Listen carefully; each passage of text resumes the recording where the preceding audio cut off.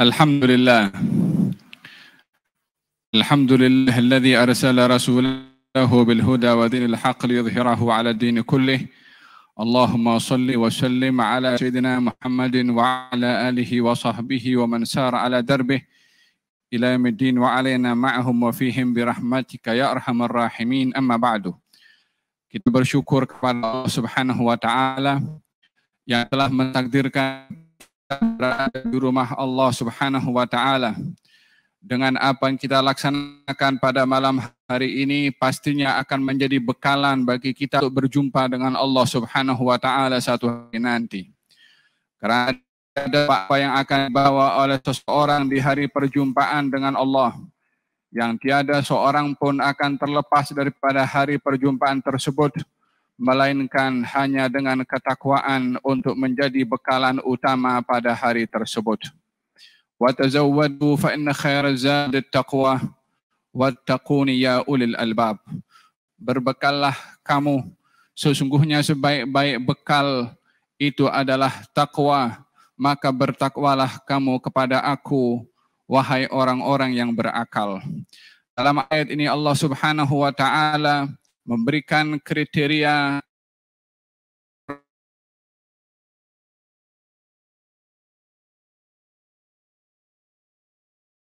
kepada Tuhannya dan menjadikan hubungan takwaan yang berarti dengan beberapa maksud. Yang pertama adalah menjadikan antara kita dengan apa yang diharamkan oleh Allah satu penghalang, dan menjadikan antara kita dengan apa yang diperintahkan oleh Allah satu dorongan yang kuat. Terdapat satu penafsiran yang dikatakan oleh Sayyidina Ali bin Abi Thalib karramallahu wajhah ketika menafsirkan tentang ketakwaan. Katanya, al-khawfu minal jalil wal amal bit tanzil wal ridha bil qalil wal isti'dad liyaumir rahil. Takwa itu rasa takut kepada Allah. Takwa itu ridha dengan pemberian Allah walaupun sedikit. Takwa itu melaksanakan apa yang diperintahkan atau yang diturunkan oleh Allah di dalam Al-Quranul Karim. Takwa itu adalah bersiap sedia ketika hari kita berjumpa dengan Allah Subhanahu wa taala. Di dalam perjalanannya bersama dengan para sahabat-sahabat Sayyidina Ali bin Abi Thalib, lalu disinggah satu tanah pekuburan dan mengatakan, memanggil kepada mereka yang berada di alam kubur. Katanya, ya ahlal kubur, inna azwajakum qad tazawwajat wa inna buyutakum qad sukinat wa inna amwalakum qad gusimat, hadzal khabaru ma indana famal khabaru ma indakum. Wahai penghuni kubur, pasangan-pasangan kamu sudah kawin dengan orang lain. Rumah-rumah kamu sudah didiami oleh orang lain. Harta-harta kamu sudah diagihkan kepada orang lain. Ini berita kami untuk kamu di alam barzakh sana. Lalu bagaimana berita kamu di sana untuk kami? Kata Sayyidina Ali menanyakan soalan itu.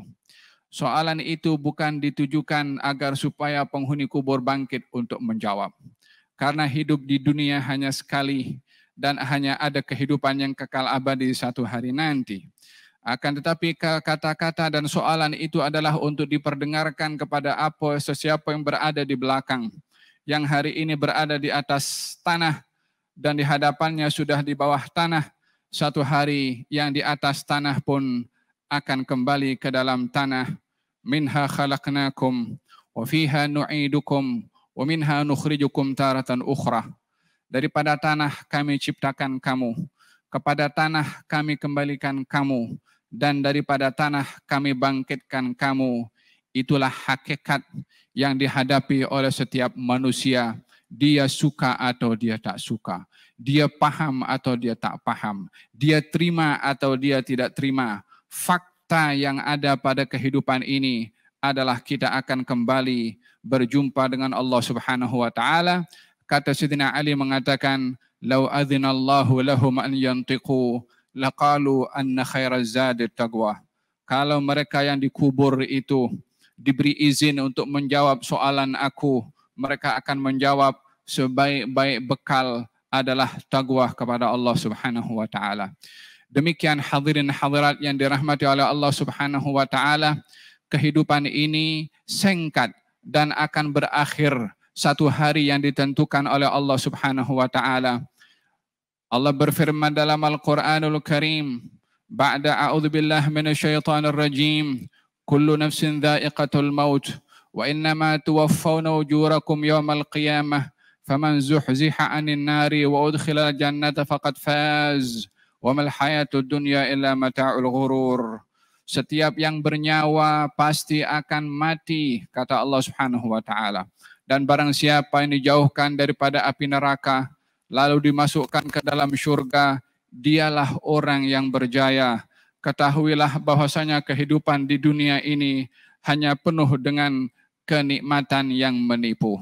Baginda Rasulullah sallallahu alaihi wa ala alihi wasallam menjelaskan kepada kita tentang 3 konsep utama yang perlu dijadikan prinsip dalam hidup ini, dan 3 ini terkait dengan diri kita dan juga hala tuju kehidupan kita, baik di dunia ataupun di akhirat. Yang pertama adalah hak Allah, yang kedua adalah hak kita, yang ketiga adalah hak manusia terhadap kita. Hal ini diungkapkan oleh baginda Rasulullah sallallahu alaihi wa ala alihi wasallam. Beliau bersabda, ittaqillaha haitsuma kunta wa atbi'is sayyi'atal hasanata tamhuha wa khaliqin nasa bi khuluqin hasan. Bertakwalah kamu kepada Allah dalam segala apa jua keadaan, dan ikutilah amal perbuatan maksiat dengan ketaatan agar supaya perbuatan taat menjadi penghapus kepada maksiat, dan berakhlaklah kamu kepada semua orang dengan akhlak yang baik. 3 perkara disebutkan oleh Nabi dalam hadis ini. Yang pertama, hubungan kita dengan Allah. Yang kedua, hubungan kita dengan diri kita sendiri. Yang ketiga, hubungan kita dengan semua manusia. Adapun hubungan kita dengan Allah Subhanahu wa taala adalah dengan ketakwaan dalam segala keadaan. Bertakwa bukan hanya di luar, bertakwa bukan hanya pada pakaian, bertakwa bukan hanya pada kata-kata. Ketakwaan di luar dan juga di dalam. Ketakwaan yang melahirkan ridha dengan segala ketentuan qada dan qadarnya Allah. Ketakwaan yang melahirkan rasa malu kalau kita melakukan maksiat. Ketakwaan yang melahirkan rasa malu kalau kita tidak sempurna dalam beribadah kepada Allah. Ketakwaan yang melahirkan rasa sabar bila diuji oleh Allah Subhanahu wa taala. Demikian hakikat ketakwaan kepada Allah Subhanahu wa taala.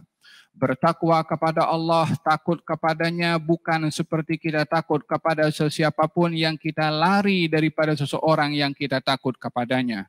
Namun bertakwa kepada Allah adalah yang melahirkan kecenderungan untuk kita kembali kepada Allah, untuk kita suka dan sayang kepada Allah, untuk kita ingat selalu kepada Allah Subhanahu wa taala, dan kita malu dengan Allah bila kita abaikan apa yang diperintahkan oleh Allah Subhanahu wa taala. Bagaimana kita tidak bertakwa kepada Allah dengan rasa rindu dan malu kepada Allah, sementara Dia yang memberikan kepada kita segala-galanya daripada kenikmatan yang hissi dan juga kenikmatan yang ma'nawi. Kesehatan tubuh badan dan pergerakan yang kita lakukan tidak akan berlaku kecuali dengan izin dan kehendak daripada Allah. Nikmat yang ada pada badan kita, pada rumah kita dan segala apa yang kita ada, datangnya daripada Allah. Allahu khalaqakum, thumma razaqakum, thumma yumitukum, thumma yahyikum. Allah yang menciptakan kamu, Allah yang memberi rezeki kamu, Allah yang mematikan kamu, Allah juga yang menghidupkan kamu. Ada Tuhan selain Allah yang memberikan kepada kamu seperti itu? Ada lain kecuali Dia Subhanahu wa taala. Bila Dia berbuat segala-galanya untuk kita, apa yang patut kita buat kepada Allah Subhanahu wa taala? Adakah kita akan melihat kita sudah banyak berbuat amal kebaikan dan ketaatan yang layak untuk dipandang oleh Allah Subhanahu wa taala dan cukup dengan apa nikmat yang Allah beri kepada kita sebagai balasan? Wallahi kalau kita siang malam bangun beribadah sampai kita membongkok dalam salat tak cukup untuk membalas segala nikmat yang diberikan oleh Allah Subhanahu wa taala. Wa in ta'uddu ni'matallahi la tuhsuha. Bila kamu ingin menghitung nikmat Allah, maka kamu tiada mampu untuk menghitungnya. Oleh sebab yang demikian, baginda Rasulullah sallallahu alaihi wasallam di dalam ibadahnya dan dalam doanya beliau mengatakan, ya Allah, aku belum sempurna menyembah kepada Engkau. Siapa yang lebih banyak ibadahnya daripada beliau? Namun demikian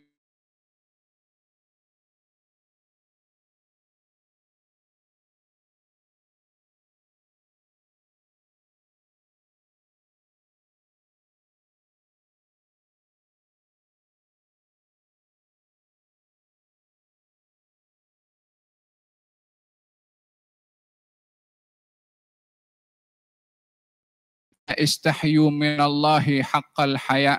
Malulah kamu kepada Allah dengan sebenar-benar malu. Al-haya'u syu'batun minal iman. Malu itu sifat daripada tanda keimanan atau cabang iman itu adalah rasa malu. Yaitu malu ketika tidak dijumpai oleh Allah dalam perintahnya. Malu ketika didapati oleh Allah pada hal yang dilarang oleh Allah Subhanahu wa ta'ala. Malu itu yang boleh menghalang seseorang melakukan perbuatan yang dilarang atau meninggalkan apa yang diperintahkan. Malu kamu kepada Allah, kata Nabi, dengan sebenar-benarnya malu. Sahabat mengatakan, ya Rasulullah, kita memang benar-benar malu pada Allah. Kata baginda Rasulullah, bukan macam tu. Malu bukan hanya dengan kata-kata, tetapi malu ada praktikal. Malu ada tanda, ada tindakan, ada action pada malu. Man istahya minallahi haqqal haya falyahfadhir ra'sa wa ma wa'a. Orang yang malu kepada Allah akan jaga dia punya kepala dan apa yang ada di sekelilingnya. Wal yahfadhil batna wa ma hawa. Menjaga perut dan juga apa yang ada di sekelilingnya. Wal yadhkuril mauta wal bila. Orang yang malu kepada Allah mesti ingat mati dan ingat ini tubuh badan akan hancur. Wa man aradal akhirata tarakal hayatad dunya. Dan barang siapa yang mahu akhirat, maka dia akan ketepikan keduniaan untuk tidak terpedaya sehingga menghalang dirinya untuk mencapai akhirat. Demikian kriteria orang yang bertakwa yang ada malu pada dirinya, menjaga kepala dan apa yang ada di sekeliling kepala. Yang ada di sekeliling kepala ini adalah mata, untuk tidak memandang kepada orang dengan pandangan yang hina, tidak memandang kepada orang dengan pandangan merendahkan kepada orang lain. Menggunakan mata kepada tempat-tempat yang dihalalkan bahkan digalakkan di dalam syariat Nabi Muhammad sallallahu alaihi wa ala alihi wasallam, ya'lamu kha'inatal a'yun wa ma tukhfis sudur. Allah Maha mengetahui gerakan mata ini. Orang bergerak dengan matanya, memandang orang dengan pandangan yang berbeda. Mata terbuka, cuma makna pada pandangan itu dinilai oleh Allah Subhanahu wa ta'ala. Bila memandang orang dengan pandangan rahmah, dia diberi pahala oleh Allah. Bila memandang kepada orang dengan pandangan sinis dan hina, dia pun akan diperhitungkan juga. Sama-sama memandang, hanya nilai pandangan itu berbeza. Ya, orang tidak tahu yang dipandang, namun apa yang ada di dalam hati. Pada mata memandang kepada orang diketahui oleh Allah Subhanahu wa ta'ala. Ya'lamu kha'inatal a'yun. Allah mengetahui khianatnya mata. Wa ma tukhfis sudur. Dan apa yang disimpan di dalam hati juga diketahui.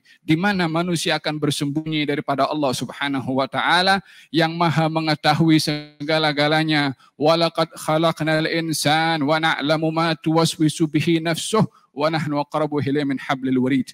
Aku yang ciptakan manusia dan aku tahu apa yang ada dalam hatinya. Aku lebih dekat kepada manusia berbandingkan dengan urat di lehernya sendiri.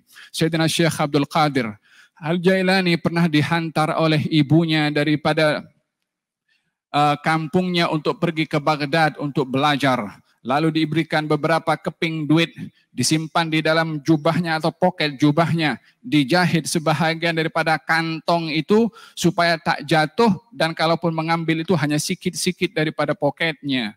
Maka dipesankan oleh ibunya, ini duit peninggalan daripada ayahmu dahulu sebelum meninggal untuk jadi bekal kamu pergi belajar. Ini gunakan seperlunya, dan aku berpesan kepada engkau, janganlah engkau berdusta dalam tutur kata, dan Allah menjadi saksi atas perbuatan aku dengan engkau untuk engkau tidak berdusta. Di perjalanan kafilah yang bersama Syekh Abdul Qadir Jailani dirompak dengan satu perompak sehingga sampai perompak itu kepada Syekh Abdul Qadir Jailani yang masih remaja, masih kecil waktu itu, pergi ke Baghdad ingin belajar. Ditanya, kamu ada harta? Katanya ada. Berapa harta? Diberitahukan jumlahnya. Ditanya mana duitnya? Ada dalam poket di sini, dipegang oleh perompak itu, dan memang betul dalam poketnya ada duit. Kata perompak itu mengatakan, kamu tahu siapa saya? Katanya, ya saya tahu perompak yang akan ambil duit saya. Lalu kenapa kamu berkata jujur dengan apa yang saya soalkan kepada kamu dan yang akan merugikan kepada kamu? Katanya, aku berjanji kepada ibu untuk aku tidak berdusta. Kata perompak itu mengatakan, mana ibu kamu tahu kalau kamu berdusta saat ini? Katanya, ya ibu saya tak tahu, tapi dia pesan kepada saya kalau janji yang saya ambil daripada ibu disaksikan oleh Allah Subhanahu wa Ta'ala. Enggan untuk berdusta karena ketakwaannya kepada Allah Subhanahu wa Ta'ala yang memantau dan memandang di mana saja kita berada. Tidak ada tempat bagi seseorang untuk bersembunyi daripada dilihat dan dipantau oleh Allah. Bila kita malu dilihat orang berbuat hal yang tak senonoh, bukankah kita lebih pasti malu dengan Allah kalau dilihat melakukan hal yang dilarang oleh Allah Subhanahu wa Ta'ala? Ittaqillaha haitsuma kunta. Bertakwalah kamu kepada Allah dalam segala keadaan, dengan zahir, dengan batin. Maka ini adalah satu bekalan utama bagi seseorang untuk berjumpa dengan Allah Subhanahu wa Ta'ala. Hak yang kedua adalah hak kita terhadap diri kita. Sebagai manusia yang tak terlepas daripada salah dan silap. Kullu bani Adam khata' wa khairul khata'in at-tawwabun. Semua anak Adam tergelincir kepada dosa, dan sebaik-baik orang yang berdosa adalah orang yang bertaubat. Dijadikan oleh Allah taubat sebagai rahmat antara manusia untuk mendapat rahmat tersebut dari Allah Subhanahu wa Ta'ala. Allah membuka pintu taubatnya di waktu malam agar supaya orang yang bermaksiat di waktu siang bertaubat sebelum sebelum habisnya malam. Dan Allah membuka pintu taubat di waktu siang agar supaya orang berdosa di waktu malam bertaubat sebelum habisnya siang. 24 jam dibuka pintu taubat oleh Allah Subhanahu wa Ta'ala. Ya salam ya subhanallah, yang berbuat salah kita, yang berbuat silap kita, yang mengundang kemudaratan untuk diri sendiri kita, yang membuka rahmat Allah, yang membuka ampun Allah, yang ingin memberi pahala adalah Allah. Bahkan orang yang dia berdosa, lalu dia menyesal, keadaan penyesalan terhadap dosa yang dilakukan menjadi sebab orang itu ditemani oleh Allah Subhanahu wa Ta'ala, didekati oleh Allah Subhanahu wa Ta'ala. Katanya dalam hadits qudsi, ana indal munkasirati qulubuhum min ajli. Saya, kata Allah Subhanahu wa Ta'ala, hampir dekat kepada orang yang hatinya menyesal daripada perbuatan dosa karena aku, yang menyesalnya karena Allah Subhanahu wa Ta'ala. Ya subhanallah, boleh bertukar seseorang daripada pendosa menjadi orang yang dekat dengan Allah hanya dengan bertaubat kepada Allah Subhanahu wa Ta'ala. Alangkah ruginya seseorang yang dijadikan oleh Allah untuknya pintu taubat supaya ia kembali bersih daripada dosa, lalu ia tidak bertaubat kepada Allah. Masih menunda-nunda seakan-akan kunci ajal dia dah tahu akan hidup berapa lama. Bukankah ajal ini adalah hal yang gaib, dicatat oleh Allah tanpa kita tahu? Tanpa kita mengetahui bila itu akan datang. Bukankah sepatutnya kalau kita kejar mengejar dengan ajal, kita dahului sebelum ia mendahului kepada kita? Oleh sebab itu diperintahkan di dalam Al-Quranul Karim supaya kita sentiasa bertaubat. Dalam hadis Nabi Muhammad pun beliau bersabda, wahai sekalian manusia, bertaubatlah kamu. Aku setiap hari bertaubat 70 kali istighfar. Dalam riwayat yang lain 100 kali istighfar.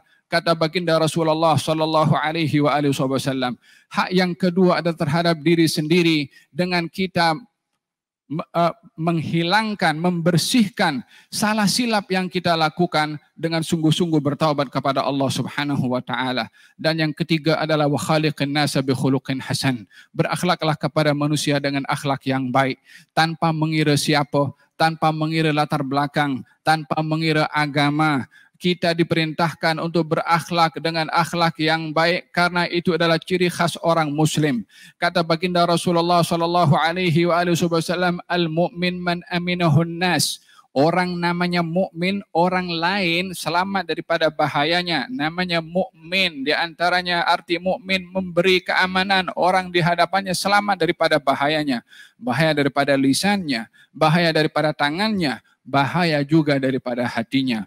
Demikian yang disabdakan oleh Nabi Muhammad sallallahu alaihi wa ala alihi wa sahbihi wasallam, untuk kita diperintahkan berakhlak karena seseorang akan diangkat derajatnya di sisi Allah Subhanahu wa taala dengan kedudukan akhlaknya. Tidak ada amalan, kata Nabi sallallahu alaihi wasallam, yang lebih memberatkan bagi seseorang di akhirat nanti melebihi daripada beratnya amal ibadah akhlak. Alhamdulillah, kita berada dalam majlis pembukaan daripada majlis Sawa'us Sabil yang dipimpin oleh Al-Fadhil Habib Najmuddin bin Utsman Al-Khirij, yang ianya adalah bahagian daripada memberi pencerahan kepada hati ini supaya dapat dibasahi dan disirami dengan ilmu. Yang dengan ilmu kita akan mengenali Allah dan bertakwa kepadanya, dan juga mengamalkan apa diperintahkan oleh Allah untuk menjadi bekalan kita di hari berjumpa dengan Allah. Kita berdoa kepada Allah dan berharap moga-moga majlis pada malam hari ini adalah majlis yang diberkati oleh Allah Subhanahu wa taala, dan dijadikan majlis ini memberatkan amal timbangan baik kita di akhirat nanti, dan dianugerahkan oleh Allah istiqamah menghadiri majlis-majlis ilmu seumpama ini. Dan moga-moga Allah Subhanahu wa taala jadikan hari yang terbaik bagi kita adalah saat kita berjumpa dengan Allah Subhanahu wa taala dalam keadaan diridhai oleh Allah Subhanahu wa taala.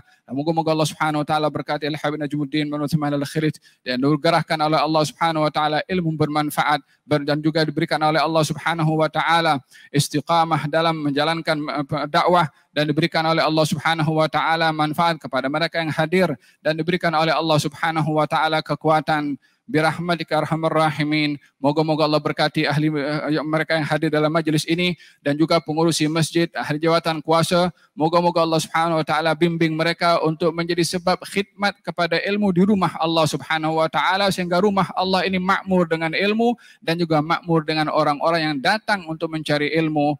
Amin Allahumma amin. Wa sallallahu ala sayyidina Muhammadin wa ala alihi wasallam. Alhamdulillahirabbil alamin.